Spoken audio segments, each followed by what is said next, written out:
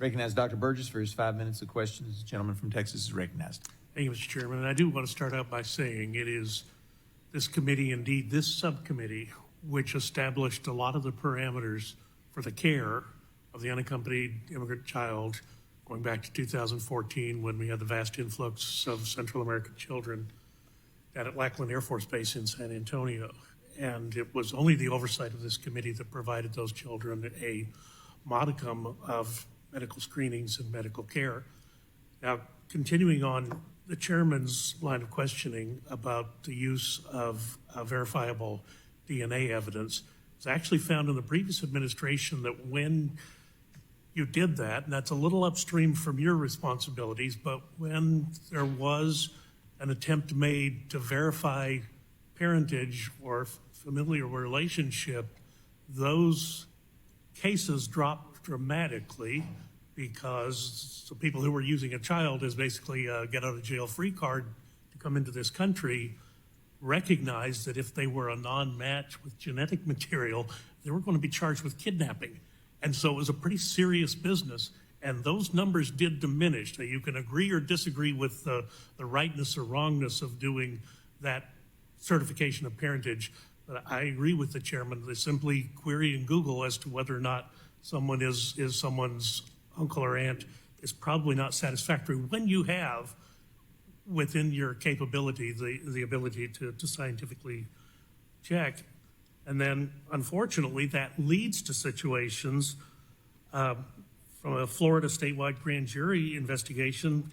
A single family home in Austin, Texas had more than 100 children sent to it by Office of Refugee Resettlement, not by the cartels, by you all. Another Texas address had 44 children, and a third had 25. Again, sent to them by ORR, not by the cartels, but by you. That's the reason this needs to be as tight can be. Dr. Burgess, let me first begin by saying in your early comments, you are absolutely right that especially with technology, it's becoming so much easier to forge documents.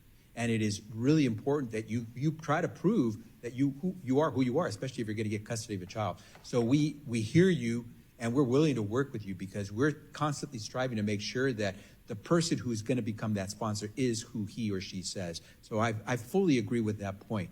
I will say this on the point about sending a number of children into the same general geographic area.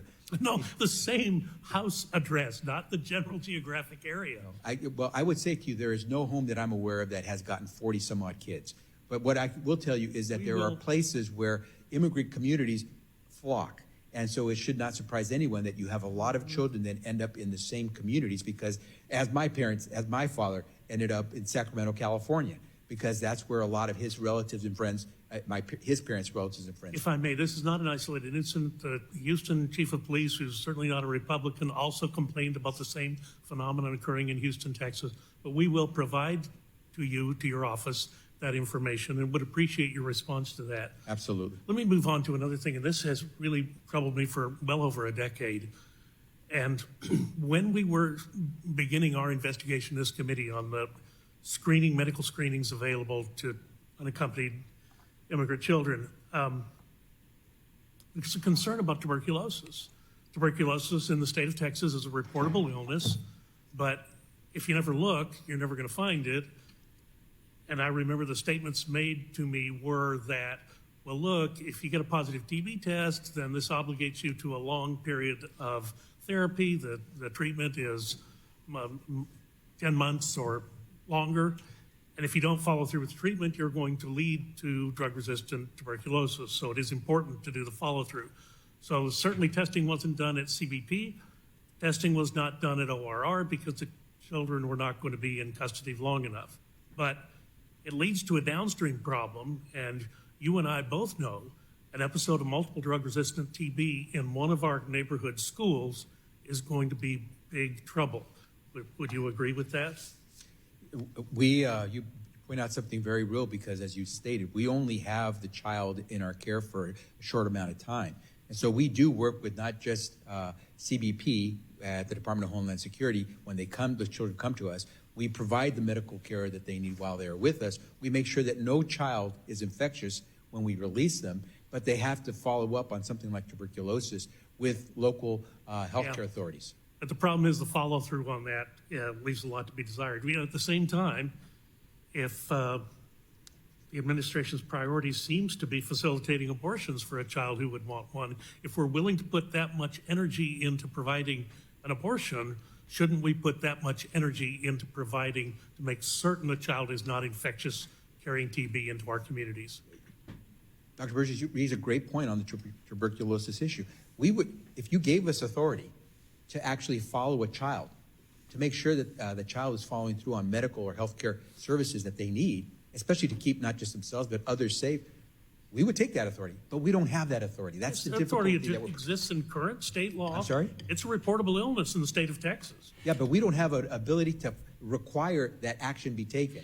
If the sponsor or the child is not getting the care, if some medical community is not offering the care, we don't have any ability to say, you really should do this for the safety of the community. We don't have that ability. Yeah. Reportable illness.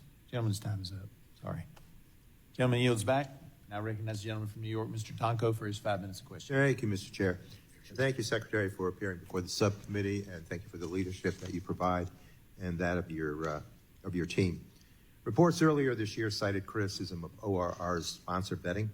I want to begin by asking about how the current process works and where there may be a need for improvement. ORR is legally obligated to release children to sponsors, and I quote, without unnecessary delay. So ORR has to strike a careful balance between rigorously vetting sponsors and the reality that it cannot, legally or ethically, hold children in shelters indefinitely. Children held in any congregate care facility for prolonged periods of time can suffer damaging physical and psychological health effects. It is in the best interest of the child to release that individual to caring sponsors as soon as the sponsor is vetted as safe. So, Secretary Becerra, your testimony goes into detail about the sponsor vetting process and the types of vetting that happens depending on the sponsor's relationship with the child. I want to make certain we all understand what happens during that vetting process and clear up any misconceptions. Can you briefly describe what goes into ORR's sponsor vetting process? Congressman, thank you, because there is so much misunderstanding and misinformation about the vetting process. We begin by searching for a sponsor who is as close to the child as possible. Obviously, the parents would be the closest, guardian, adult sibling, grandparents. Those folks are what we call Category 1 sponsors because they are the closest to them. We have to go through the process of verifying that they are who they say they are. So each sponsor must submit a detailed application giving us information about their identity, their address, their relationship to the child. They must provide additional supporting documents. They must provide us with records, whether it's a birth certificate or whether it's a driver's license. They must go through background checks. They have to go through a home study where we actually send people to talk specifically with the potential sponsor and household members if we need to confirm more information. And oftentimes, we will also do voluntary DNA testing. But we do everything we can to certify, to verify that the people are who they say they are. Thank you.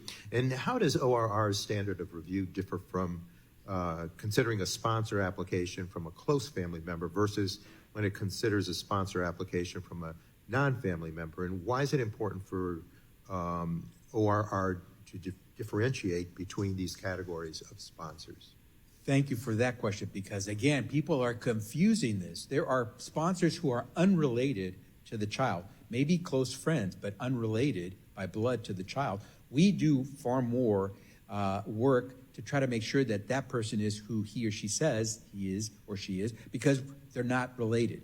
And they're that Category 1, where it's the parent or the guardian or very close relative, if they are providing us with valid documentation, then we want, because it's in the best interest of the child, we try to move that child to that parent without delay. There was a time early in 2021 when there was delay because of the number of kids we had, and simply trying to get to all of the children was tough.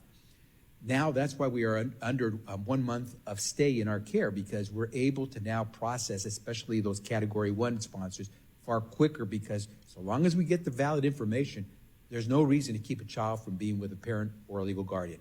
If you're a relative but not a real close relative, well, we have to do more vetting to make sure that you are who you say you are. We contact the parents in the home country. We ask them to verify. We ask the children, do you know this individual? We go through a number of steps. That's why virtually all of the children that we release to a vetted sponsor are related to that sponsor, because we make every effort to make sure it's with family. Hopefully very near family, parent, adult sibling, grandparent, or not, maybe a cousin, but we go through more checks. And if not a cousin, not a relative, then you're gonna go through a lot of checks. That's why we have what we call our Category 4 kids. It's tough to find any type of relative sponsor. It's tough to find anyone who's a close friend that we have found verifiable. And so we have a category of children who've been in our care for quite some time. It's because we're not willing to let them go until we can verify that they will be with a trusted sponsor. Thank you, sir. And Mr. Secretary, how is ORR evaluating its sponsorship guidelines in light of revelations of labor abuses happening post-release? Congressman, as I said, my father was one of those kids. There was never any problem with him finding work, even though he was not even a teenager. And there were occasions when he would not get paid for his labor.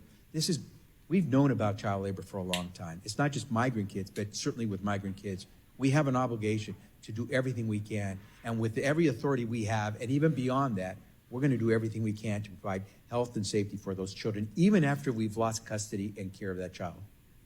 Mr. Secretary, I again appreciate you appearing before the subcommittee, and thank you for your responses. Thank you. I yield back, Mr. Chair.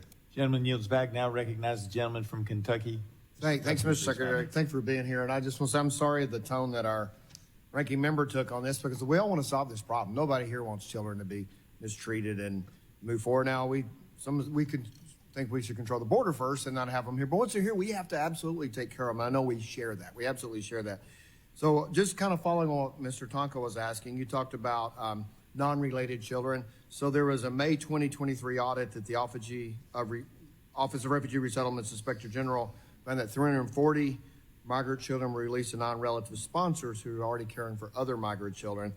And so you talked about you have to do the extra checks if they're not related. And my understanding, the OR must conduct in-depth home studies on sponsors who are sponsoring multiple unrelated children. How frequently does that take place? With a Category 1, where we know that there's a parent and we just have to verify the parent, we really don't usually do the home studies. Right, these are the unrelated that have multiple Well, migrants. and Congressman, I want to point out, if we get some kind of click back after a background check where there's something suspicious about the background, even of the parent, we won't let the child go, even if it's a parent, until we can confirm that it's okay.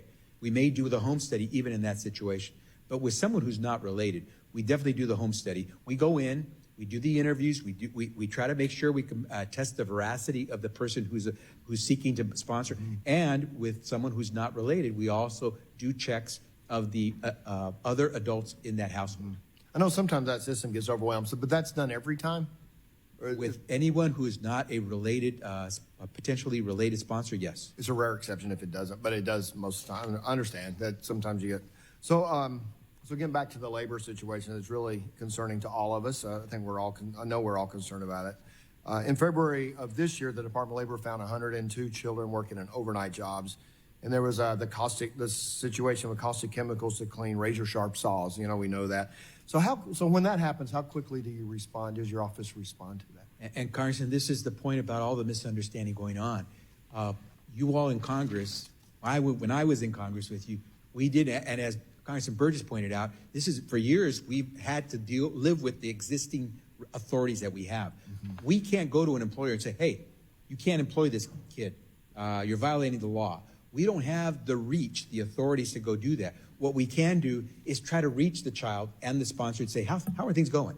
But as I said earlier, we don't have any ability or requirement to say to that child or sponsor or the employer, get back to us and check in with us. And that's the difficulty here, is our authorities are very limited. If you wish to give us further authorities, we will absolutely work with you towards that. Okay. So we need to debate that, obviously, and if that's appropriate, we ought to absolutely do that. So getting back to that, so the Department of Labor does have that. I understand there's a division in the cabinets with you. So your colleague Robin Dunn Marcos, the Director of Oversight Refugee Resettlement, stated in the House Oversight and Accountability Committee last month that you're working to strengthen you're working to strengthen the relationship with the Department of Labor and reducing them. Could you just update us then? I know that you don't have the authorities, Department of Labor does, but there's also some synergies that you guys can create because of the children. And so what's the status of that?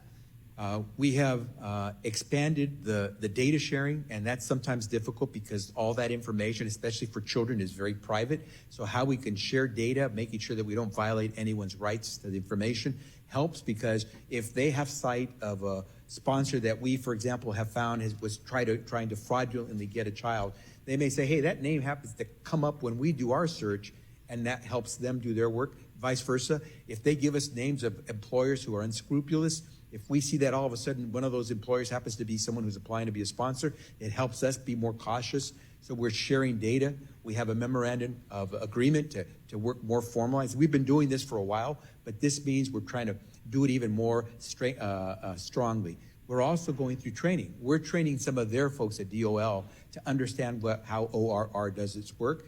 And DOL is training some of our folks in ORR and at HHS so that we understand better how they do their work. So this way we have insight about what we should try to do. Are you already seeing fruits of that? Have you come across, I know we don't hear about every case that this happens. Have you seen where that synergy has worked? Absolutely. Some examples? Absolutely. The data sharing. So we're able to better track.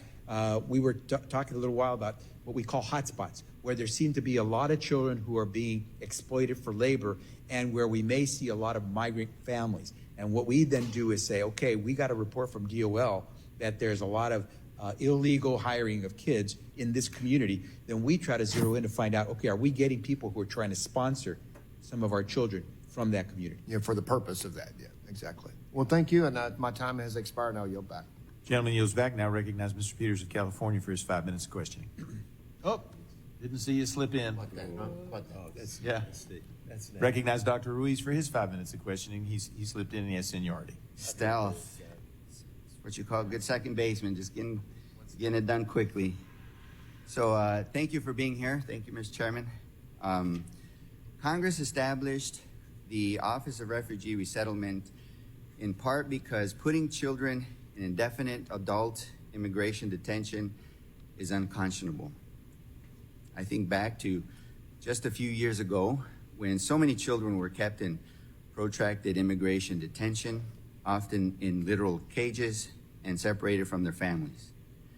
These conditions were so abhorrent that I introduced a bill, the Humanitarian Standards for Individuals in Customs and Border Protection Custody Act, that would establish minimum standards of care in these facilities and ensure these children had access to basic human necessities while they awaited further processing.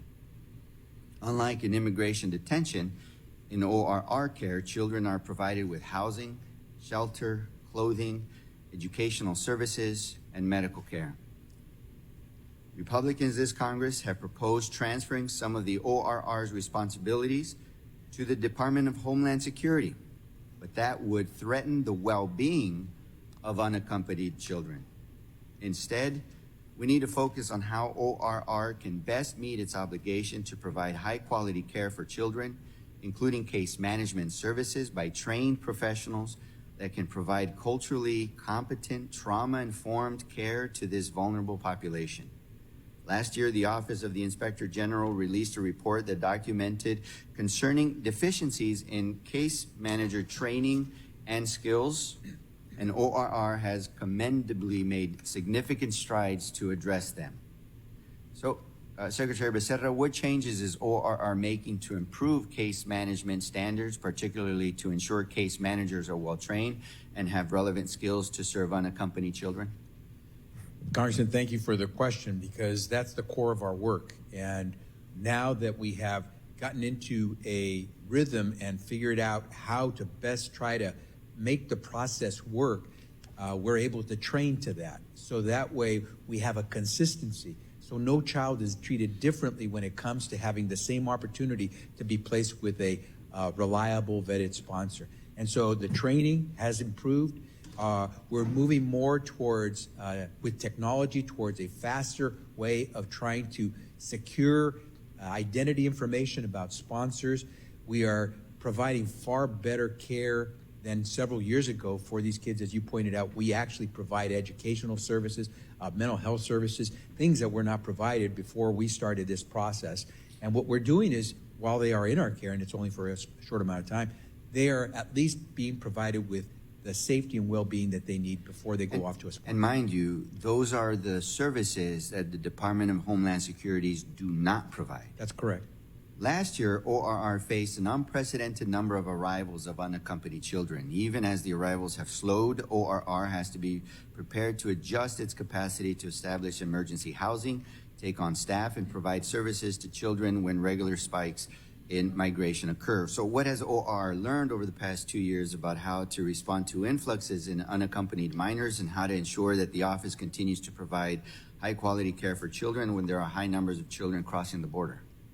Well, Congressman, one of the first things we learned is you can't wait till you see the kids coming in to try to find a safe bed, a place that they can go. You have to be ready for them. And so we are constantly making sure that we have the services available for any child who comes in. We also now work closely with the Department of Homeland Security to make sure no child is coming to us, for example, COVID positive, and then interspersed with kids who are not infected. So we segregate children so we can protect those who are not ill. And so we have spaces and beds that are specific for kids who are positive for COVID or who may have other infectious diseases or who need particular medical assistance. So we've learned through the process and we have become far more efficient. And that is the really important aspect of this, because efficiency process means the kids ultimately will be in a home where child welfare experts say they should be, not in a congregate care setting. And in response to the Office of Inspector General's concerns, ORR also made several improvements to the UC Online portal. OIG claimed that these deficiencies in ORR software could have increased children's risk of release to unsafe sponsors. So what changes has ORR made to the UC portal, and how do these changes enhance case management and reduce risk in the placement process? Yeah, the portal is our way to try to collect that information that helps us verify. We have kids in our care. We have to try to place them with a sponsor.